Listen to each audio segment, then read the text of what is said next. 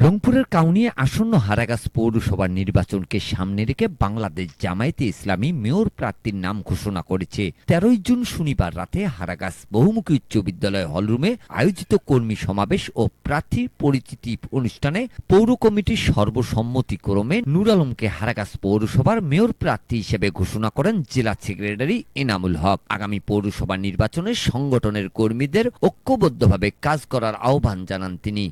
Mayor প্রার্থী হিসেবে যাকে আমরা সিদ্ধান্ত নিয়েছি, যাকে আপনাদের মতামতের সর্বোচ্চ মতামতের ভিত্তিতে যাকে আমরা মনোনয়ন আজকে দিয়ে যাচ্ছি, তিনি হলেন আমাদের প্রিয় ভাই জনাব নূর আলম সিদ্দিকী। আমাদের সার্বিক সহযোগিতার মধ্য দিয়ে আপনারা তাকে সহযোগিতা করবেন।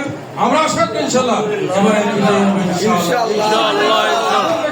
তাকে আপনারা সার্বিক সহযোগিতা করবেন। কল্যাণমুখী আধুনিক পৌরসভা গঠনে সবাইকে সাথে নিয়ে কাজ করতে চান মেয়র প্রার্থী নূর আলম। হারাগাছ পৌরসভায় অনেক সমস্যা, যদিও পৌরসভা তারপরে দেখবেন যে অনেক রাস্তাঘাটের বেহাল অবস্থা, অনেক গ্রামে এখনো জলাবদ্ধতা, অনেক গ্রামে এখনো বাথরুম করবে তার টয়লেট নেই, এমন অনেক সমস্যায় আমাদের হারাগাছ জর্জরিত। আমরা আরো জানি যে এখানে মাদকের সমস্যা বলা যায় যে এক প্রকার প্রকার আকার ধারণ করেছে। সেক্ষেত্রে আমি যদি নির্বাচিত হই, ইনশাআল্লাহ এই সমস্যাগুলো সমাধানের চেষ্টা করব।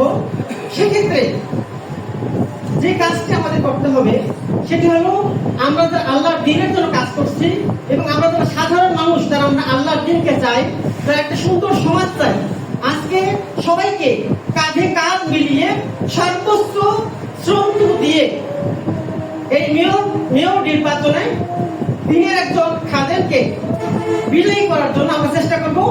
সবাই ইনশাআল্লাহ। অনুষ্ঠানে পৌর আমির আইনুল হকের সভাপতিত্বে উপস্থিত ছিলেন উপজেলা আমির আব্দুল সালাম, নায়েবে আমির শেখ নজরুল ইসলাম, সেক্রেটারি অ্যাডভোকেট ফজলুল হক, পৌর সভাপতি জাহিদ হাসান পান্না, সেক্রেটারি সোয়াইব হোসেন সহ আরো অনেকে। Mizanur Rahman, DRS news.